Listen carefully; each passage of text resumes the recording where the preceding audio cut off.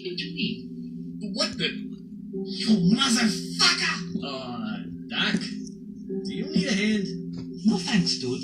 Let go of me, you vicious monster! Oh, Jesus, you've got a violent temper. Damn it! What the fuck is wrong with you? Take it easy. You bastard! I promise I could kill you! Well, here we are at last. Get away from me! Oh, shut up. Ah! Well, welcome to my clinic. Now, let's talk about you. I know you. What? Battle is always toughest for medics. They're vital to our team, and are therefore the enemy's primary target. That's not the first time I told you I was amazed. By your calm composure, your bravery, and your honor skills. No matter what they throw at you, you survived. So you're a best CI rat. Some people die easily. Yeah. Fucking hell! You're nuts!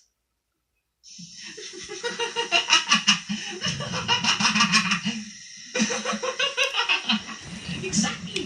You have strong vitality. But you'd better have a good one.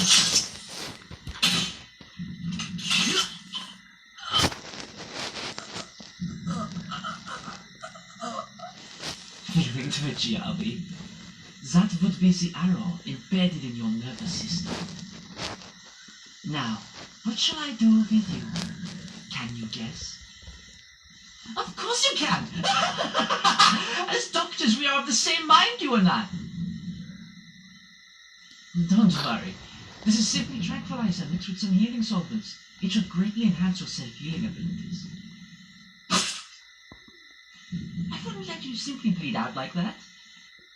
You're already doing much better than the last doctor. An interesting specimen, to be sure, but she died in just a few days. Sweet dreams, Herr Doctor. I look forward to working with you.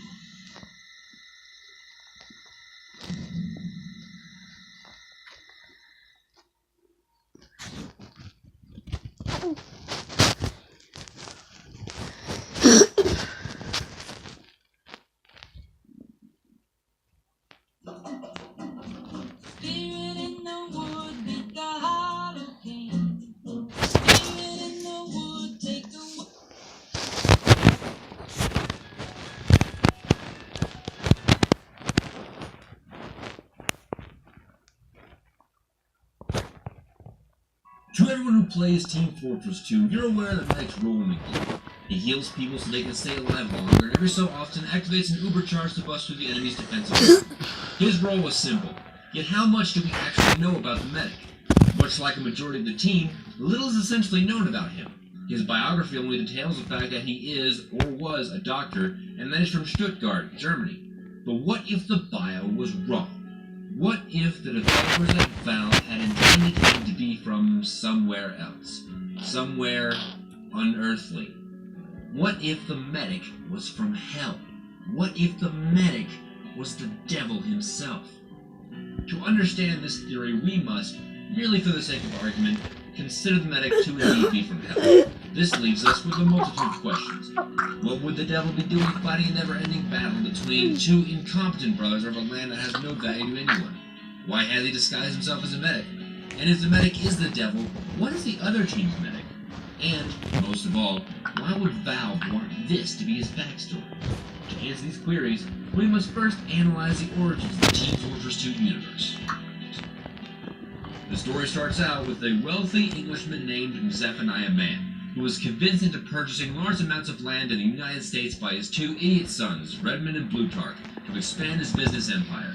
He became gravely ill shortly after realizing the land he had bought was virtually useless and an utter wasteland. He died, leaving his sons equal halves, surrendering them an eternal stalemate to obtain more than the other, which is where Mr. Medic Lucifer comes in, only before taking on the role of the medic, disguised himself as a man named Radigan Coninger. Radigan is contracted by Plutarch to construct a life extender machine that would allow him to outlive his brother.